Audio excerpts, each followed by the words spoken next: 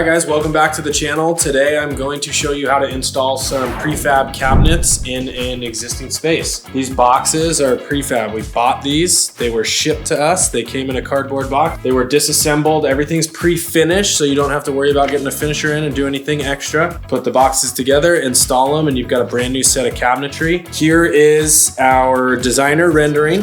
This is what our space is supposed to look like. And all of these cabinets should come with a 2020 or a CAD drawing. It's gonna give you the dimensions and which box is going where and some different stuff. I'll walk you through the process of how we're gonna install them and some important notes to take into consideration when you do put these boxes in. All right, let me show you the tools that I'm gonna be using today to get these cabinets installed. There's some basic ones that you have to have, and then there's some that are extra or nice, make your life a little bit easier. First and foremost, we're gonna need shims. Since the world's not level, we're gonna have to level these cabinets as we go, put them back for screw backing and all that kind of stuff. So we're gonna need some wood shims. You're gonna need a level. The longer your run, whatever you can fit, the bigger the level, the better. So a 2 foot, 4 foot, 6 foot, anything like that. I set my cabinets with a laser. It's cheating. That makes your life easy. You're gonna want one of those. This is definitely the way to go. It's a no-brainer. You'll need a telescopic stand so you can set the height to match the boxes, and I'll walk you through all that stuff as we go. You're gonna need a couple of drills, an impact or a hammer drill, some drill bits, various screws. We have one type of screw that's going to be used to fix the box to the wall. And then we have I use smaller trim head screws, smaller hole in your cabinet. These are going to attach the cabinets to each other and just make the construction of this much tighter, less gaps. So it's going to look more professional. You're going to want a stud finder for locating anything in the wall.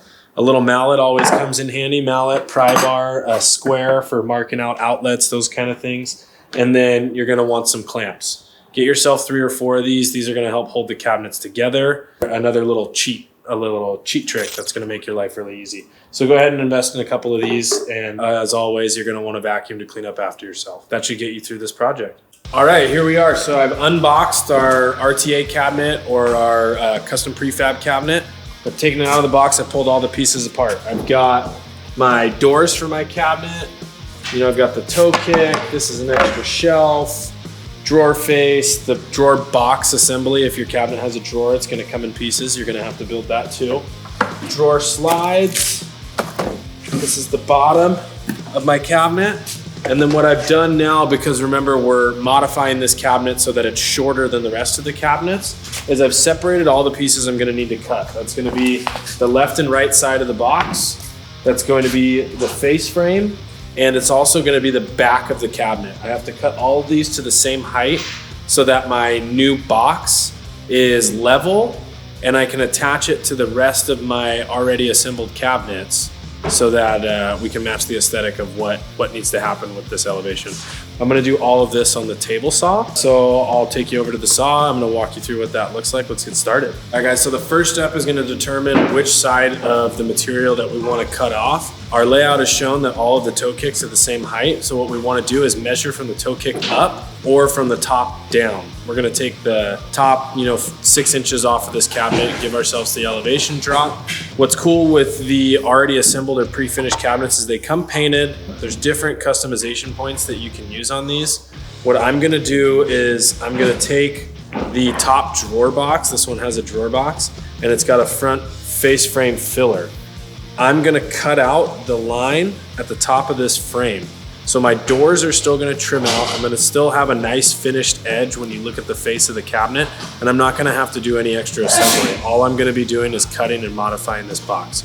So step number 1, because I'm using a table saw, is gonna be I will measure down. I've got 6 3/8 inches. So I'm gonna set my saw to 6 3/8 inches.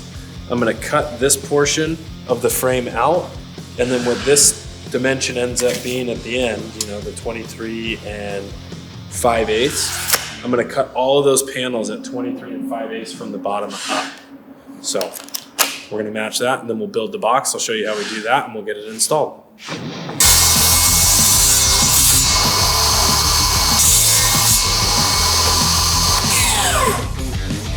Trash it. You can see I've got my new face frame. I'm gonna cut all my panels to match this height and then I'll show you how we build the box.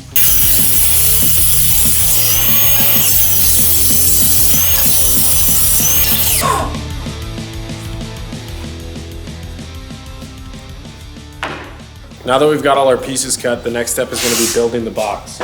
Each different manufacturer is going to have a little bit different way that they want their boxes assembled. They're going to come in a ready to build application. That's a RTA, ready to assemble. These cabinets have instructions on how we put them together. It's very simple: back panel, side panel, other side, bottom, top, and then the front are cam locks. So let's get this built.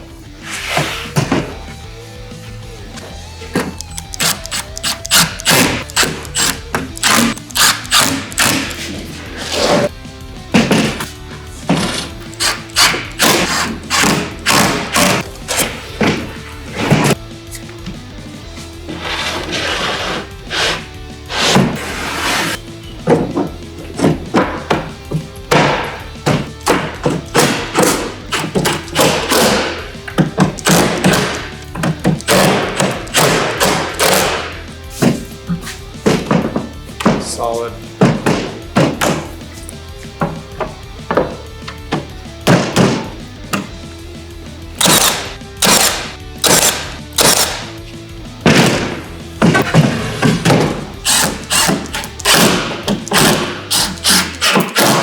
All right guys, now as you can see, this cabinet has been fully modified and fully assembled, and probably took me about 10 or 15 minutes. I mean, this is a super easy process. It goes a long way in setting your kitchen or your cabinet setup apart from just a regular run-of-the-mill, I can buy these cabinets online and have them put in my house. This is a very simple way to make your prefab cabinets look custom just by doing a little bit of modification. So there it is.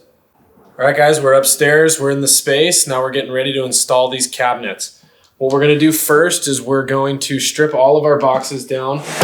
We're gonna remove all the doors, all the drawers, make these things as light as possible, make it easier to work with. The next thing we're gonna do is we're gonna come over to our wall. We're gonna measure the opening and make sure the opening is in fact what was accounted for. That'll tell us how we can split our fillers on either end so that we can make this nice and symmetrical. So I'm going to measure the wall, I'll determine my filler, and then I'm going to mark all of the studs, and I'll start assembling the boxes and getting things installed. Let me show you what that looks like.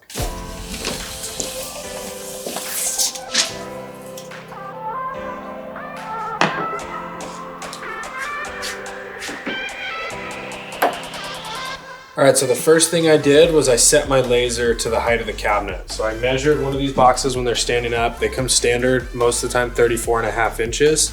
That's a standard height for finished cabinets. By the time we put our plywood on top and then our countertop material, we finished with a 36-inch height. That's like an industry standard. So that's almost always gonna happen, but just double check your box, make sure that you get the right measurement. What I did then was I took my laser, I marked an indiscriminate point on the wall. I just picked the middle, I went 34.5. I brought my laser to that line, and then I measured at 3, 4, 5 different points on the wall from the ground to my green line, to my laser line. If it's 34.5 inches or greater, I know that I have a good height and I can set to that line. If it's shorter, I need to raise the laser so that the lowest point on my wall is 34.5 inches. And then I'll fur up the cabinets to meet that line.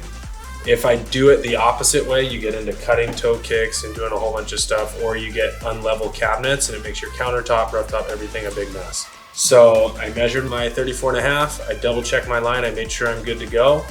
Once I found that, I went with my stud finder and I found all the studs on the wall. I marked it with a pencil line. That tells me that when I put my cabinet in front of it, as long as I put a screw into a level point of that line, that I have wood or metal, whatever the framing material is, behind that point in the cabinet.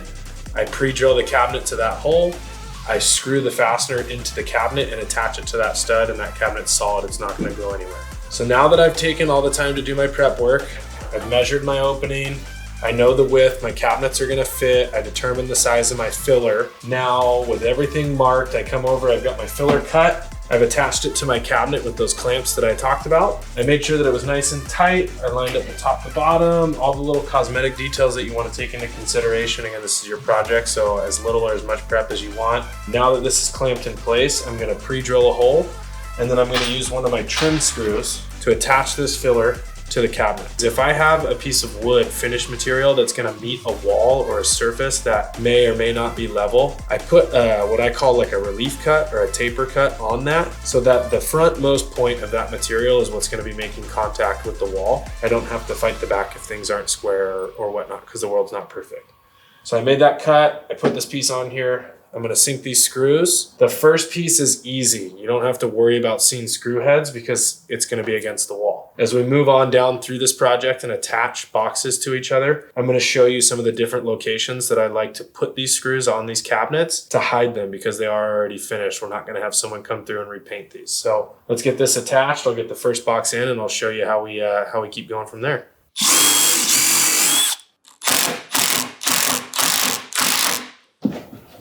All right, guys, so here's an example of why I continue to tell you guys that the world's not perfect and nothing's level and nothing's square.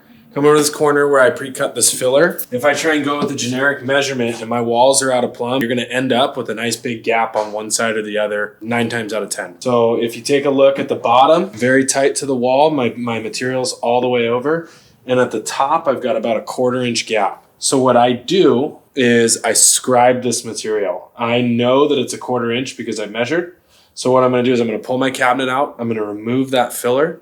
I'm going to cut 1/4 inch off of the bottom all the way up to 0 at the top.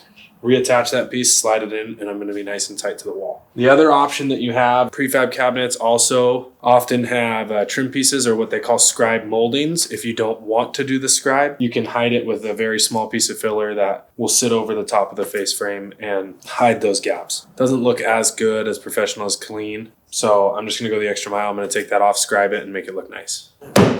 That piece is on there, gap is nice and tight. Let's put this over. The first box is in. As you could see in the video, my laser level is on here. I can follow it along. I have the same reveal across my entire cabinet. My front edge is perfectly level. It's touching, back's all level, we're good to go. I did that using shims on the feet or on the base of the cabinet. The next thing I did was where the wall was out of plumb, I used shim spacers behind where I'm putting my screws. So I marked the studs, I put the shim in there tight so that the cabinet didn't move forward or backwards once I installed that screw. So I went ahead and I pre-drilled that. I screwed those in. Those are in. This cabinet is nice and tight to the wall. So now in progression, I've got my second cabinet to build. So I lined up the face frame, check the spacer in the back. I have the same reveal, so I'm good to go. Everything's tight. I used my clamps. I clamped the face frame together so that I have a nice tight gap. The next step is what I was telling you guys about earlier. You can get creative about how you hide these screws because it is pre-finished. So I'll show you over here. The locations that I like to put these are, I'll put one inside the drawer box. You're never gonna see this. There's a drawer box that goes here at the end, and when you pull it in and out, you can't see past the wood of the drawer box. So I'll usually hide a screw around here. And then the next two, as you can see, there's pre-drilled holes.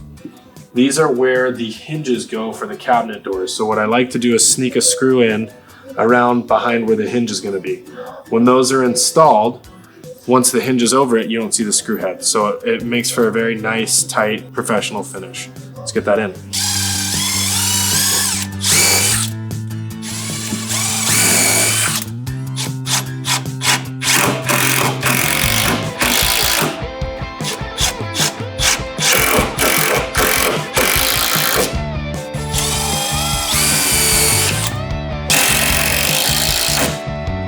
Nice tight finish, no extra unnecessary gap on that.